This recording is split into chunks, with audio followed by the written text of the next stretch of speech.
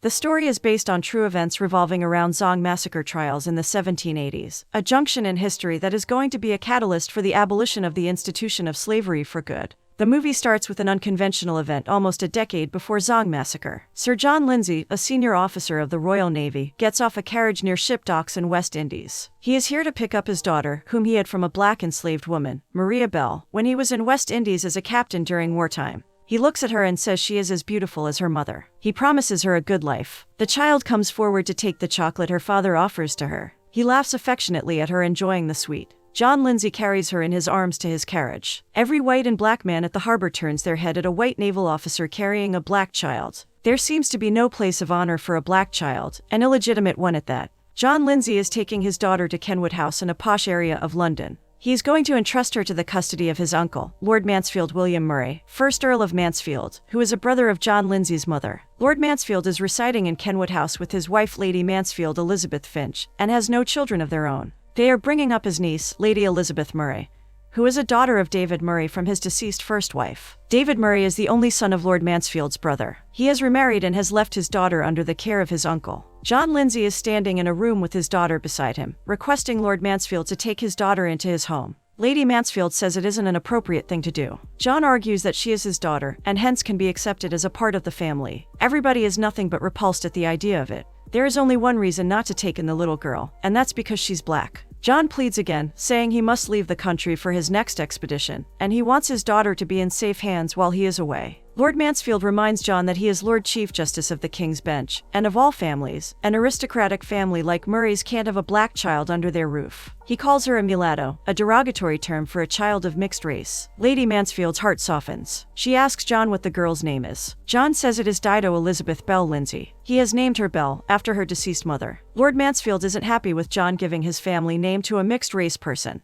Lady Mansfield says they will call her Dido. He asks the housemaid, Mary, to give Dido something to eat. The shocked Mary tends to the order. John leaves, saying goodbye to Dido, and telling her that he loves her the way he loved her mother. Little Elizabeth Murray comes running after Dido and Mary. Elizabeth is inquisitive about Dido being black. Mary asks Elizabeth not to be annoying. She always speaks her mind like her father. Mary chases the naughty Elizabeth, who has teased her more. Belle, on her own in the hallway now, turns around to see a large portrait of a white man with a black boy. Lord Mansfield is passing by in the hallway. His gaze has mellowness for the little black girl. He offers to show her more of the portraits. He shows her his first, then goes on to show her the portrait of Sir David Murray, the father of Elizabeth. Lord Mansfield says, with indignation, that David Murray will be his successor. Lord Mansfield and Lady Mansfield are looking at their two nieces playing together without a care. But the racial discrimination has made the future unpredictable for one of them. Lord Mansfield and his wife are worried for Dido's security. The two girls grow into young ladies, playing together and laughing together under one roof. It has been nearly 2 decades now, since Dido stepped into Kenwood House. Lord Mansfield informs her of her father's death. Dido is sad, because she never got enough time with her father to get to know him better. He has left her a lump sum amount in inheritance and an enviable annuity. Elizabeth says Dido is lucky to have that much to her name. She says Dido can marry whomever she wants. She is a rich woman now. But the father didn't leave anything to Elizabeth, so Elizabeth is left with nothing.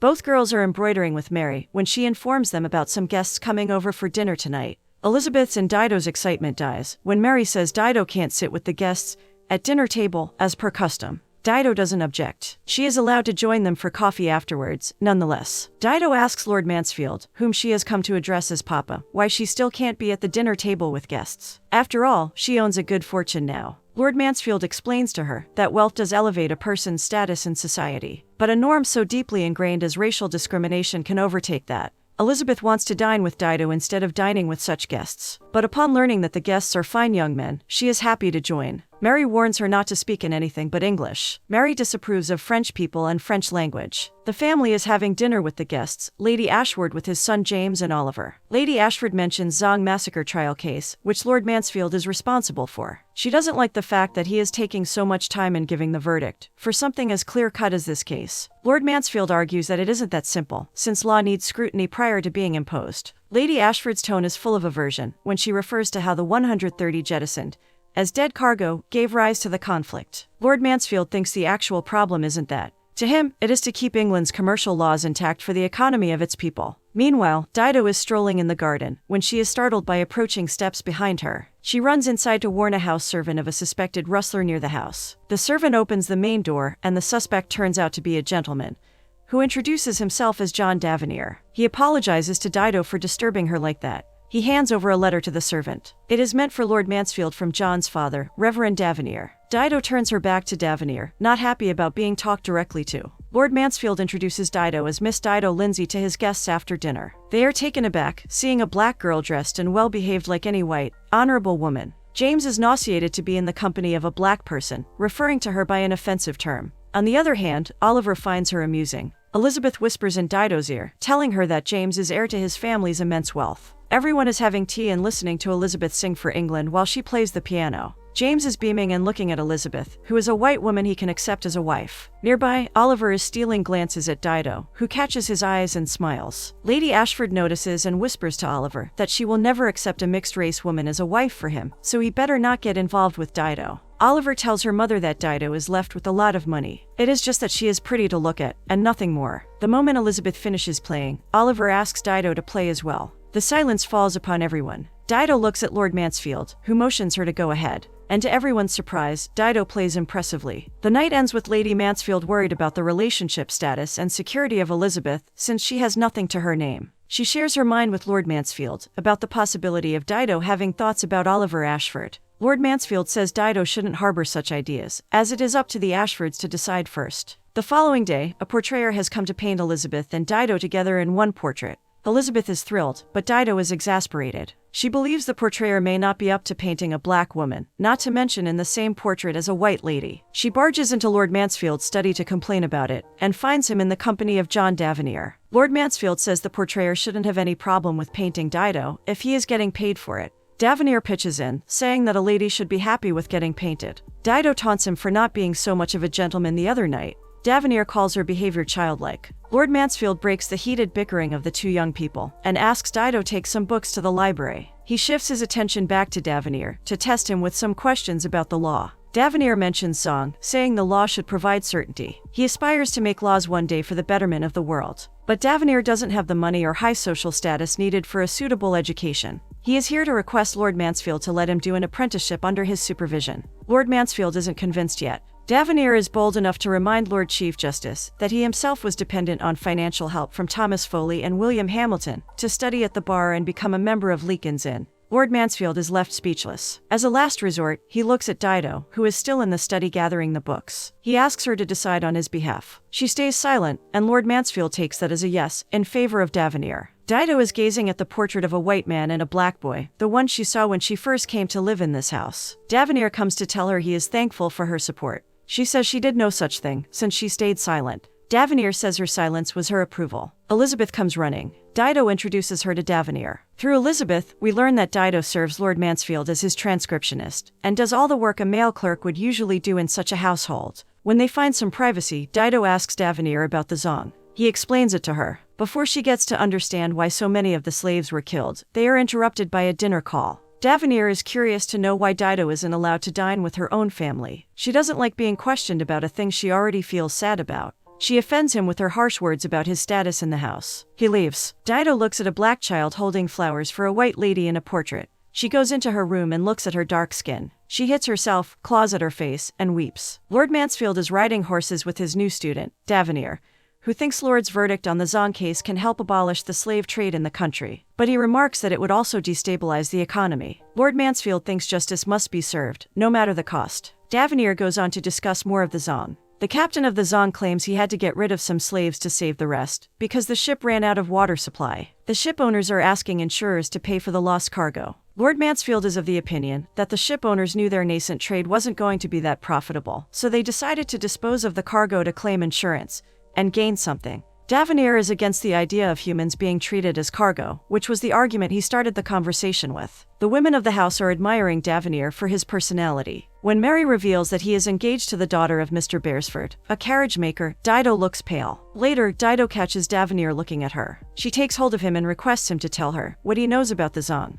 Davenier says he can only tell her what he believes to be the truth. The slaves were sick and were of more use dead than alive. So, the captain murdered them. Insurers aren't willing to pay for goods that the ship crew damaged deliberately. Dido tears up after listening to this. Davenier touches her hand in sympathy. Lord Mansfield is outraged at Davenier for exposing Dido to the harsh reality. Davenier thinks she is mature enough to handle it. Lord Mansfield argues that it is not his place to decide what his niece needs to know. He reminds Davenir of his status as a mere clergyman. Davenir gathers his things to quit. On his way out, he reminds Lord Mansfield that he pays £30 to Dido for her services as an assistant. And that is exactly the amount ship owners are asking the insurers to pay for each murdered slave. Lord Mansfield sternly asks him to stay away from Dido from now. Lady Mansfield is in the parlor to talk to Elizabeth. Elizabeth is finally ready to find herself a suitor and get married. She is going to go to London and socialize. Lady Mansfield tells her that Dido can never find a well-reputed man to marry her, and a man of lower status will be of no use to her in this society. So, it is only Elizabeth who has marriage in her cards. Lord Mansfield is in the drawing room to talk to Dido. He says Elizabeth needs to get married to secure her future, since she doesn't have an inheritance like Dido does. Instead of becoming a wife to a gentleman, Dido needs to take over the role of Mary as a housemaid. Dido is in tears. Elizabeth hugs Dido and says she is sorry. The girls are in a carriage headed to London. Mary and Lady Mansfield are with them. Elizabeth wonders if she is going to meet James Ashford somewhere. She thinks she might fall in love with him. Dido thinks love can drive a person to poverty and heartache. Elizabeth finds Dido fortunate for not needing a husband and his fortune. Elizabeth thinks that being a woman, especially a married woman, is limiting. She feels like men own them. At a place they are staying in London, there is a black maid, Mabel. Dido tries not to make eye contact with her. Mabel offers to help her comb her hair when Dido is fidgeting with her curls. The Mansfield ladies go to Ashford's. Elizabeth and James look happy spending time together. Lord Ashford finds his son Oliver keenly observing Dido. Lord Ashford thinks the delayed decision of Lord Mansfield about the Zong case might be because of his inclination towards the mixed-race lady he is rearing in his own house. Oliver goes up to Dido to ask if she is okay with having a walk with him. James disapproves of him, but upon the intervention of Elizabeth, he steps back. Dido accepts Oliver's offer. Elizabeth confesses her feelings to James and is afraid that he will not honor them. He says he will remain a gentleman to her. Lady Ashford gives a notion to Lady Mansfield that they are going to get their children married to each other. Oliver expresses his feelings for Dido, saying he doesn't have any problem with her mother being a black slave. He adds that her maternal ancestry will not matter once his privileged name will become part of hers. Dido seems unconvinced, hurt, and lost. Oliver touches her face. Her eyes meet the unexpected eyes of John Davenir. She slips away from Oliver sneakily and meets Davenir. She is apologetic for being the reason behind him losing his tutelage. They talk about the Zong. Davenir says he and many other law students are working to prevent insurers from paying the ship owners. Dido says such an act needs a change in the law. She thinks it is such an insult to humanity that a law exists which entails human lives being considered cargo. They look forlorn when they bid farewell, and Elizabeth sees them together. Lady Ashford and James are nothing but dejected to learn that Elizabeth Murray isn't going to inherit anything from Kenwood. She certainly isn't going to get any from her father, either. James Ashford, the eldest son and heir to his father's property, needs more wealth to have a political career. Oliver laughs at his disappointed brother and mother. Lady Ashford finds Dido to be a suitable wife for Oliver. Oliver has good family background, but not fortune, which Dido can bring in for him. Mabel is serving the Mansfields their breakfast. She smiles at Dido, who smiles back. Dido is edgy today, ready to burst any time. She asks Lord Mansfield about the status of Mabel. She then brings up the topic of the Zong. Lord Mansfield says she is talking like Davenir. Lady Mansfield asks them to stop arguing about such a topic at breakfast. Dido excuses herself and leaves. Lord Ashford has 2 reasons to see Lord Mansfield. He wants to know if having Dido as family is going to influence the Zong case from Lord Chief Justice's side. He is worried that England's economy, which is based on the slave trade, might collapse if Lord Mansfield outlaws the slave trade. William Murray, as Lord Chief Justice, has all the power. Lord Mansfield says he upholds what the law says, and he can't be influenced by anything other than the law. If the law says the ship owners are in the right, then nothing can stop William from making the insurers pay their due. Lord Ashford looks relieved. He proceeds to ask for Dido's hand in marriage for his son, Oliver. Oliver comes to propose to Dido. She says yes and wears the engagement ring. Lady Mansfield and Mary are over the moon. Dido feels perfect and thanks Lord Mansfield for allowing this to occur. Elizabeth is despondent. She is still hoping that James will come for her soon. She wants to wait for him, but Lady Mansfield says she can make acquaintances with other fine men instead. Dido happens to find a map in Lord Mansfield's things. The map is allegedly provided by the first mate of the Zong, Mr. Stubbs. It is proof showing that the captain, Collingwood, passed several seaports but didn't replenish the ship's water supply. So, their claim that they had to kill some of the slaves because of the water shortage renders baseless. Lord Mansfield is aware of this evidence. Dido sneaks out to show the map to Davenir. He warns of the danger she can be in for doing so.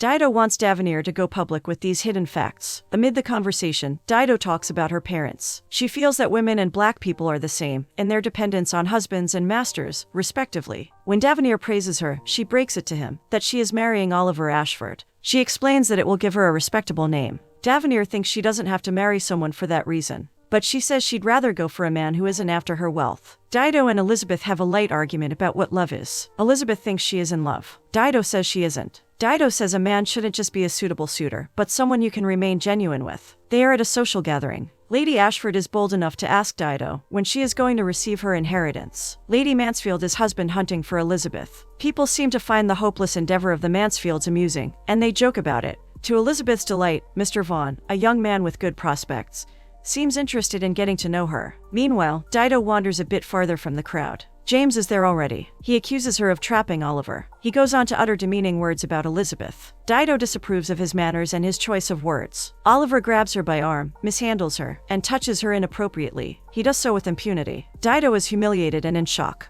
The next few days, Dido has secret meetups with Davenir. She has taken the carriage driver Harry and Mabel in confidence. Davenir tells her that he and Miss Beresford have no interest in marrying each other. They seem to enjoy each other's company. Lord Mansfield is going to give the verdict on the Zong case soon. He doesn't seem to consider the strong evidence provided to him. He can save black people with this single verdict, but it is unlikely that he will do so. Davenir says he can't meddle with influential people. Lord Mansfield sees Dido sneaking in after a secret visit. Elizabeth is sad, having not received any official proposal from James, despite his promises to her. Dido says she will have part of her fortune given to Elizabeth as a dowry. Elizabeth is grateful. She is now sure that James will marry her. Dido says he isn't the right man for her. She tells Elizabeth about him mistreating her and making advancements. Elizabeth accuses her of lying. She thinks James would never touch someone who is an illegitimate child. Dido snaps back at Elizabeth, telling her it is Elizabeth who isn't accepted by her father and is too poor to find a man to marry her. Elizabeth leaves in tears. Dido takes off her engagement ring. She leaves to meet Davenir. To her surprise, it is Lord Mansfield who opens the carriage door and gets in.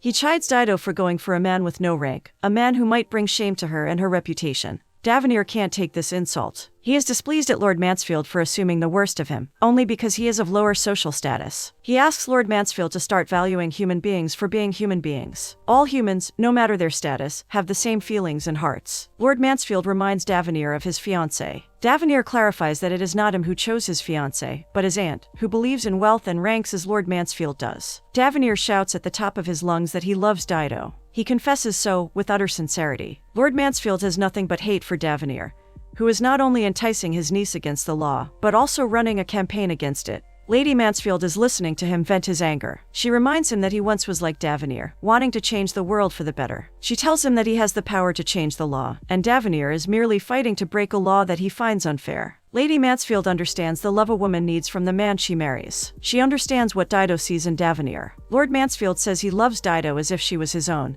and he can't let her ruin her life. James Ashford is going to marry a lady with riches and a name. Elizabeth is devastated upon learning the news. She cries on the shoulder of Dido. Elizabeth advises Dido to go for the man she loves. Dido refuses to marry Oliver. Lady Ashford is here to demand an explanation from Mansfield. Her son is a captain now. He's a gentleman with a name, whom a mixed-race person has rejected. Dido gets up to speak and leaves her speechless, saying she can't marry into a family who looks down upon her bloodline. She doesn't need anyone to grace her presence. She's proud of herself and her black mother. The portrait is complete now. Dido is painted as an equal to Elizabeth. The portrait will be hung at Kenwood. Lord Mansfield is going out of his way to make Dido reside like a free lady in this racist society. He asks Dido why she doesn't feel grounded. Dido is too high in rank to be with the lower class, and too low to mingle with white people. She asks Lord Mansfield if he would have thrown her out, if the law hadn't allowed him to accept her into his house. He compliments her for being courageous. Her point is that a rightful law can govern society to be just. Lord Mansfield is in the bar, where he overhears Davenir speaking.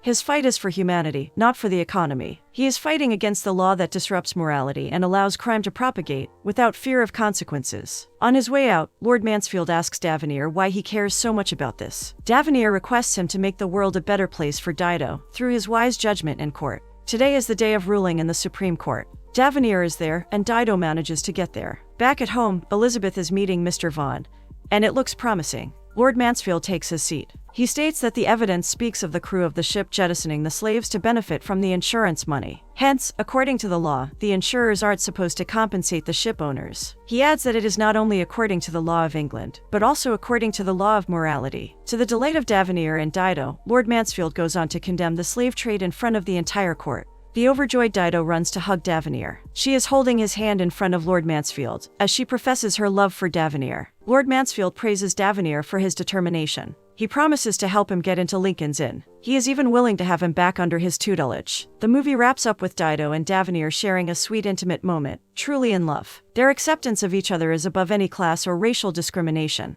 They embrace each other for whoever they are. One of them is black, and the other one is of low rank. Does that matter anymore? No, what matters is their love.